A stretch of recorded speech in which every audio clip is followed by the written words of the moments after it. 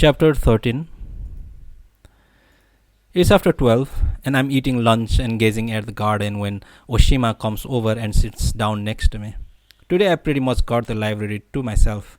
As always, my lunch is the cheapest box lunch from the little shop at the train station. We talk for a while, and Oshima urges half his sandwiches on me. I made extra today, just for you, he insists. Don't take it the wrong way, but you look like you're not eating. I'm trying to make my stomach shrink, I explain. On purpose? He asks. I nod. You're doing that to save money? Again, I nod. I can understand that, but at your age, you need to eat and fill up whenever you get the chance. You need your nutrition. The sandwich he's offering me looks delicious. I thank him and start eating. Smoked salmon, watercress, and lettuce on soft white bread. The crust is nicely crunchy, and horseradish and butter complete the sandwich. Did you make this yourself? I ask. No one's about to make it for me, he says. He pours black coffee from his thermos into a mug while I drink milk from a little carton. What are you reading these days? Natsume Soseki's complete works, I say. I still haven't read some of his novels, so this is a great chance to read them all. You like him enough to want to read everything he wrote? Oshima asks. I nod. Steam's rising from the cup in his hand. It's dark and cloudy outside, but at least the rain's stopped. Which of his novels have you read since you came here? I finished The Miner, and now I'm on Poppies. The Miner, huh? Oshima says, apparently sorting out a vague memory of the book. That's the story of a college student from Tokyo who winds up working in a mine, right? And he goes through all these tough times with the other miners and finally returns to the world outside. A sort of medium-length novel, as I recall. I read it a long time ago. The plot isn't what you normally expect from Soseki, and the style's kind of unpolished too. Not one of his best. What do you like about it? I try putting into words my expressions of the novel, but I need Crow's help. Need help to show up from wherever he is, spread his wings wide, and sorts out the right words for me.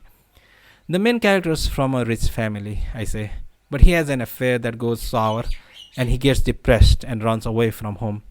While he's sort of wandering around, his shady character comes up to him, asks him to work in a mine, and he just tags along after him, finds himself working in Ashio mine. He's way down on the ground, going through all kinds of experiences he never could have imagined. This innocent rich boy finds himself crawling around in dregs of society. I sip my milk and try to piece together the rest of what I want to say. It takes a while before Crow comes back, but Oshima waits patiently. Those are life and death type experiences he goes through in the mines. Eventually he gets out and goes back to his old life. But nothing in the novel shows he learned anything from these experiences, that his life's changed, and that he thought deeply now about the meaning of life, or started questioning society or anything. You don't get any sense either that he's matured. You have a strange feeling after you finish this book. It's like you wonder what Soseki was trying to say. It's like not really knowing what he's really getting at is the part that stays with you. I can't explain it very well. So the Miner's structured very differently from, say, Soseki's Sanshiro, your typical modern Bildungsroman? I nod. I don't know about that, but you might be right. Shashiro grows up in the story, runs into obstacles, ponders things, overcomes difficulties, right? But the hero of the Miner's different. All he does is watch things happen and accept it all. I mean, occasionally he gives his own opinions, but nothing very deep. Instead, he just broods over his love affair. He comes out of the mine about the same as when he went in, has no sense that it was something he decided to do himself, or that he had a choice. He's like totally passive, but I think in real life people are like that. It's not so easy to make choices on your own. Do you see yourself as sort of like the hero of the Miner? I shake my head. No, I never thought of it that way. But people need to cling to something, Oshima says. They have to. You're doing the same. Even though you don't realize it, it's like Goethe said, everything's a metaphor. I mull this over for a while. Oshima takes a sip of coffee. At any rate, that's an interesting take on the Miner. Especially since you're both runaways. Makes me want to read it again. I finish the sandwich, cross the now empty milk carton, and toss it in the waste can. Oshima, I say, deciding to come right out with it. I'm sort of in a fix, and you're the only one I can ask for advice. He opens both hands wide with a go right ahead gesture. It's a long story, but I don't have anywhere to stay tonight. I've got a sleeping bag, so I don't need a futon or bed or anything, just a roof over my head. Do you know any place around here like that? I'm guessing that you're not thinking of a hotel or inn. I shook my head. Money's a factor, but I'm also hoping not to be too conspicuous. To the juvenile section of the place, I bet. Yeah. Oshima thinks it over for a time and says, well, you could stay here. In the library? Sure. It has a roof and a vacant room too that nobody uses at night. But do you think it's alright? Of course, we'll have to make some arrangements first, but it is possible. Or not impossible, I should say. I'm sure I can manage it. How so? You like to read good books to figure things out on your own. You look like you're in a good shape physically, and you're an independent kind of guy. You like to lead a well-regulated life and have a lot of willpower. I mean, even the willpower to make your stomach smaller, right? I'll talk with Miss Saiki about you becoming my assistant and staying in the empty room here at the library. You want me to be your assistant? You won't have to do much, Oshima says. Basically help me open and close the place. We hire professionals to do the heavy cleaning or to input things on the computer. Apart from this, there's not a whole lot to do. You can just read whatever you like. Sounds good? Yeah, of course it does. I'm not sure what to say, but I don't think Miss Saiki is going to go for it. I'm only 15 and a runaway she doesn't know anything about. Miss Saiki is, how should I put it? Oshima begins, then uncharacteristically comes to a halt, searching for the right word. A little different. Different? She has a different take on things than other people. I nod. A different take on things? What does that mean? You mean she's an unusual person? Oshima shakes his head. No, I wouldn't say that. If you're talking about unusual, that would be me. She just isn't bound by conventional ways of doing things. I'm still trying to figure out the difference between different and unusual, but decide to hold off on any more questions for the time being.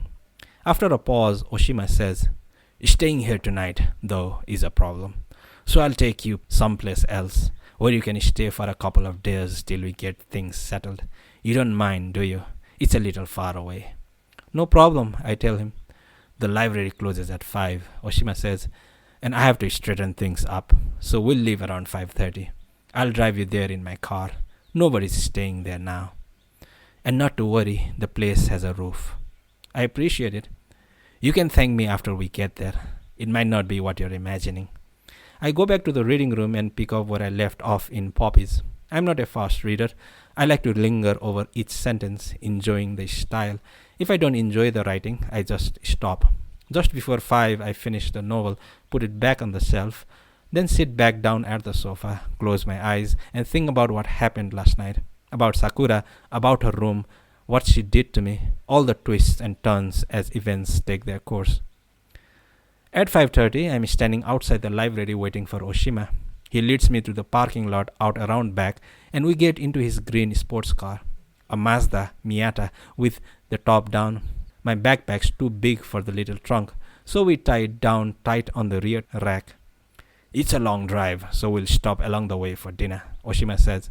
He turns the ignition key and starts off the engine. Where are we headed? Kochi, he replies. Ever been there? I shake my head. How far is it? It'll take us about 2.5 hours to get where we're going, toward the south, over the mountains. You don't mind going so far? It's okay. It's a straight shot, and it's still light out, and I've got a full tank. We drive through the twilight city streets, then get on the highway heading west. Oshima changes lane smoothly, slipping in between the other cars, effortlessly shifting gears. Each time the hum of the engine changes slightly. When he shifts gears and floors it, the little car soon zipping along at over 90. The car's specially tuned, so it's got a lot of pickup. This isn't your ordinary Miata. Do you know much about cars? I shake my head. Cars are definitely not my specialty. Do you enjoy driving? I ask. The doctors made me give up any risky sports, so instead I drive. Compensation. Is something wrong with you? The medical name's kind of long, but it's a type of hemophilia, Oshima says casually. Do you know what it is? I think so, I say. I learned about it in biology class. Once you start bleeding, you can't stop. It's genetic, where the blood doesn't coagulate. That's right. There are all kinds of hemophilia, and the type I have is pretty rare. It's not such a bad type of a disease, but I have to be very careful not to get injured. Once I start bleeding, I have to go to the hospital. Besides, these days there are problems with the blood supply in the hospitals. Dying a slow death from AIDS isn't an option for me. So I've made some connections in town to supply me with safe blood, just in case. Because of my disease, I don't go on trips. Except for regular checkups at the university hospital in Hiroshima, I hardly ever leave town. It's not so bad though. I never did like traveling or sports all that much anyway. I can use a kitchen knife, so doing any real cooking's out, which is kind of a shame. Driving's a risky enough sport, I tell him. It's a different kind of risk. Whenever I drive, I try to go as fast as I can. If I'm in an accident driving fast, I won't just wind up getting a cut finger. If you lose a lot of blood, there's no difference between a hemophiliac and anybody else. It evens things out. Since your chances of survival are the same, you don't have to worry about things like blood coagulation or anything, and can die without any regrets.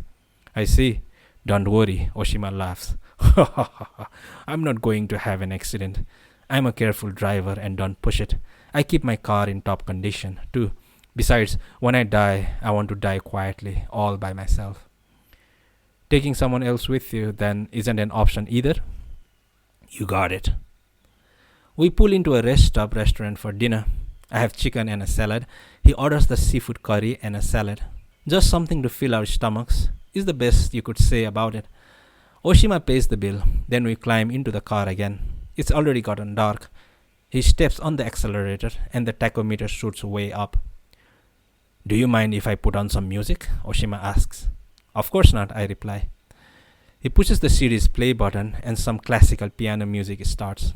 I listen for a while, figuring out the music. I know it's not Beethoven and not Schumann, probably somebody who came in between. Schubert? I ask. Good guess, he replies. His hands at 10 and 2 on the steering wheel. He glances over at me. Do you like Schubert? Not particularly, I tell him. When I drive, I like to listen to Schubert's piano sonatas with the volume turned up. Do you know why? I have no idea. Because playing Schubert's piano sonatas well is one of the hardest things in the world. Especially this, the sonata in D major. It's a tough piece to master. Some pianists can play one or maybe two of the movements perfectly, but if you listen to all four movements as a unified whole, no one has ever nailed it. A lot of famous pianists have tried to rise to the challenge, but it's like there's always something missing. There's never one where you can say, yes, he got it. Do you know why? No, I reply, because the sonata itself is imperfect. Robert Schumann understood Schubert's sonatas well, and he labeled this one heavenly tedious. If the composition's imperfect, why would so many pianists try to master it? Good question, Oshima says, and pauses as music fills in the silence. I have no great explanation for it, but one thing I can say, works that have a certain imperfection to them have an appeal for that very reason, or at least they appeal to certain types of people. Just like you're attracted to Suzuki's The Miner. There's something in it that draws you in. More fully realized novels like Kokoro or Sanshiro. You discover something about that work that talks at your heart. Or maybe we should say the work discovers you. Schubert's sonata in D major is sort of the same thing. To get back to the question, I say, why do you listen to Schubert's sonatas? Especially when you're driving. If you play Schubert's sonatas, especially this one straight through, it's not art. Like Schumann pointed out, it's too long and too pastoral and technically too simplistic. Played through the way it is, and it's flat and tasteless, some dusty antic, which is why every pianist who attempts it adds something of his own, something extra. Like this, hear how he articulates it there, adding rubato, adjusting the pace, modulation, whatever. Otherwise, they can't hold it all together. They have to be careful, though, or else those extra devices destroy the dignity of the piece. Then it's not Schubert's music anymore. Every single pianist who played this sonata struggles with the same paradox. He listens to the music, humming the melody, then continues, That's why I like to listen to Schubert while I'm driving. Like I said, it's because all the performances are imperfect. A dense, artistic kind of imperfection stimulates your consciousness, keeps you alert. If I listen to some utterly perfect performance of an utterly perfect piece while I'm driving, I might want to close my eyes and die right then and there. But listening to the D major, I can feel the limits of what humans are capable of. That a certain type of perfection can only be realized through a limitless accumulation of the imperfect. And personally, I find that encouraging. Do you know what I'm getting at? Sort of. I'm sorry, Oshima says. I tend to get carried away on the subject. But there's all kinds and degrees of imperfection, right? I say. Sure, of course. Comparatively speaking, which performance of the D major sonata do you think's the best? That's a tough one. Oshima gives it some thought. He shifts down, swings over to the passing line, swiftly slips past a huge refrigerated 18-wheeler, shifts up and steers back into our lane. Not to frighten you, but a green Miata is one of the hardest vehicles to spot on the highway at night. It has such a low profile, plus the green tends to blend into the darkness. Truck drivers especially can't see it from up in their cabs. It can be a risky business, particularly in tunnels. Sports cars really should be red. Then they'd stand out. That's why most Ferraris are red. But I happen to like green, even if it makes things more dangerous. Green's the color of a forest, red's the color of blood. He glances at his watch and goes back to humming along with the music. Generally, I'll have to say Brendel and Ashkenazi give the best performances, though they don't do anything for me emotionally. Schubert's music challenges and shatters the ways of the world. That's the essence of romanticism, and Schubert's music is the epitome of the romantic. I keep on listening to the sonata. What do you think? Kind of boring? He asks. Kind of, I admit. You can appreciate Schubert if you train yourself. I was the same way when I first listened to him. It bored me silly. It's only natural for someone your age. In time, you'll appreciate it. People soon get tired of things that aren't boring, but not of what is boring. Go figure. For me, I might have the leisure to be bored, but not to grow tired of something. Most people can't distinguish between the two.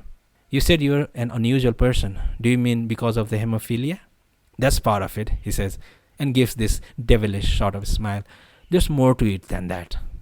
Schubert's long, heavenly sonatas finishes, and we don't listen to any more music. We fall silent, each of us filling in the silence with our own random thoughts.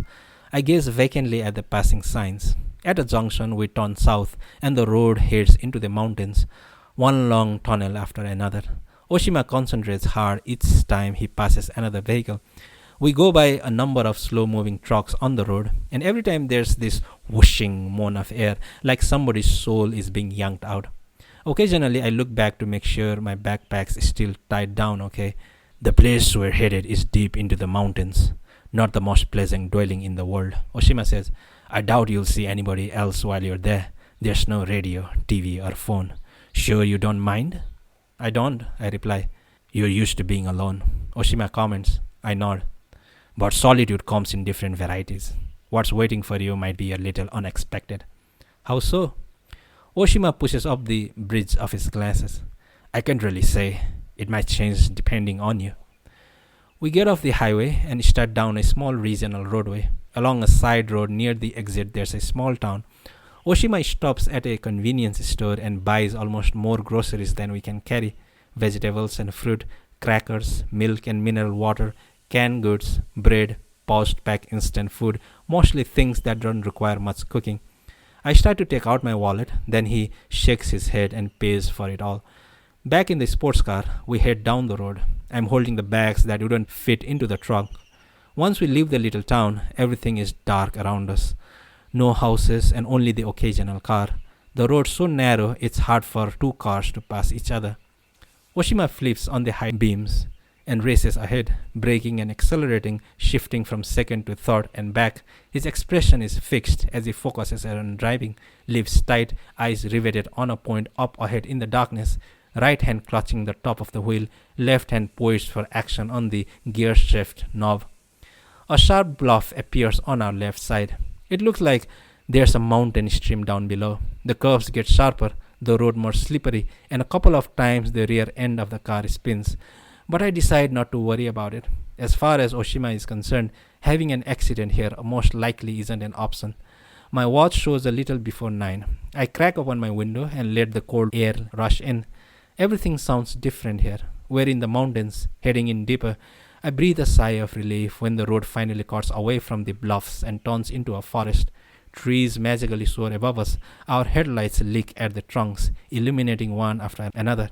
We've left the paved road behind, the tires squirting out pebbles that ricochet against the bottom of the car. The suspension dances up and down over the rough road. There's no moon out, no stars. A fine rain occasionally splashes against the windshield. Do you come here a lot? I ask. I used to. Now, with the job and all, I can't come so often. My older brother's a surfer and lives on the shore in Kochi. He runs a surf shop there and makes surfboards. He comes here sometimes. Do you surf? Never tried it, I tell him. If you have the chance, you should have my brother teach you. He's very good.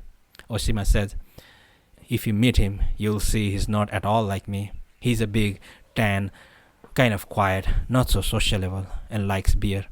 And wouldn't know Schubert from Wagner, but we get along really well. We continue down the road through the thick woods and finally turn off. Oshima stops the car and, leaving the engine running, climbs out and unlocks a kind of wire fence and pushes it open. We drive inside and proceed down another windy, bumpy road into a clearing where the road ends. Oshima stops the car, sighs heavily,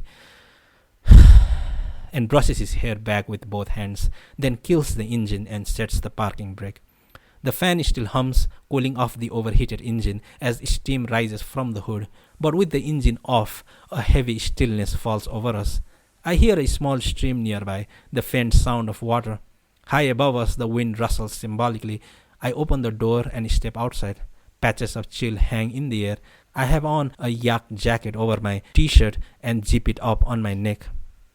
There's a small building in front of us, a log cabin by the look of it, though it's too dark to see much, just a dark outline floating against the background of the forest. The headlights still on. Oshima slowly approaches the cabin, flashlight in hand, walks up the porch steps, takes out a key and unlocks the door. He goes inside, strikes a match and lights a lamp. He then steps out onto the porch holding the lamp and announces, "Welcome to my house." It all looks like a drawing in an old storybook. I walk up the steps and go inside. Oshima lights a larger lamp suspended from the ceiling. The cabin consists of a single big, boxy room. There's a small bed in the corner, a dining table, and two wooden chairs, an old sofa, a hopelessly faded rug, a bunch of old furniture nobody wanted. It looks like just thrown together. There's a cinder block and board shelf crammed full of books, their covers worn like they've been read a lot. There's also an old chest for storing clothes, and a simple kitchen with a counter, a small gas stove, and a sink but no running water. Instead, an aluminium pail, I guess, is for water. A pan and kettle on a shelf, plus a frying pan hanging from the wall, and in the middle of the room there's a black wood-burning stove. My brother built this cabin almost all by himself. He took the original rough lumberjack hut and remodeled it completely. He's good with his hands. I was still pretty little then and helped out a bit, making sure I didn't get caught or anything. It's pretty primitive. No electricity, no running water, no toilet. The only modern convenience is the propane gas. Oshima pours some mineral water into the kettle and sets it to boil.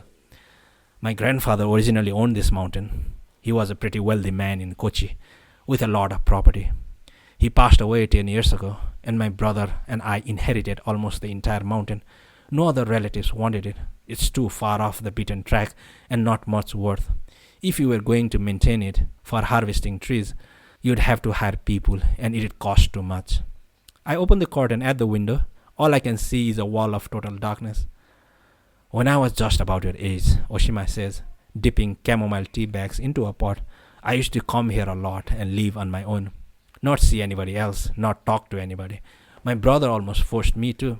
Usually, with somebody who has a disease like mine, you wouldn't do that. Too dangerous for them to be alone in some isolated spot. But my brother didn't mind.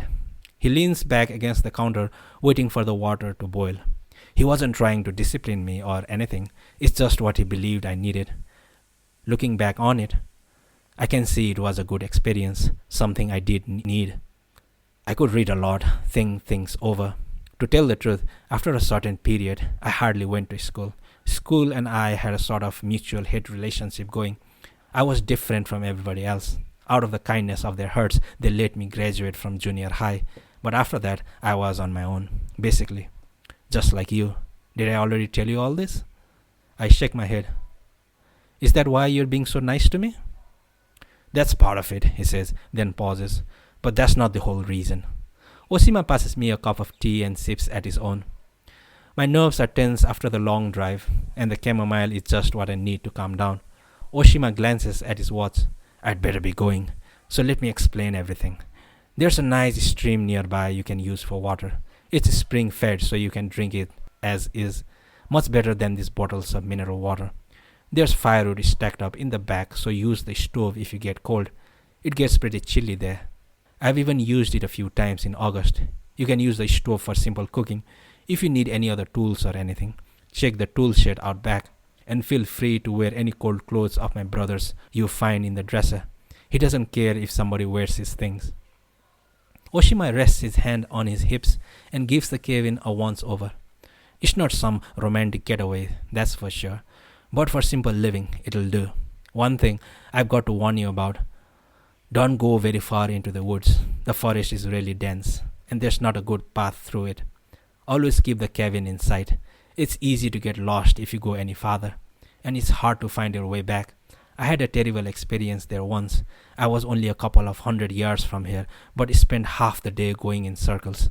You might think Japan's a small country. There's no chance you could get lost in a forest. But once you get lost in these woods, believe me, you stay lost. I file that away for future reference. And except for an emergency, I wouldn't come down off the mountain. It's too far to any other houses. Just wait here. I'll be back in a couple of days to pick you up. You have enough food to see you through. By the way, do you have a cell phone? I do, I tell him, pointing at my backpack. He grins at me. Keep it in your pack. It won't work here. You are out of range. And of course, a radio won't work either. You're cut off from the world. You should be able to get a lot of reading done. I suddenly think of a very practical question. If there's no toilet, where should I go to the bathroom? Oshima spreads both hands wide. The forest is all yours. It's up to you.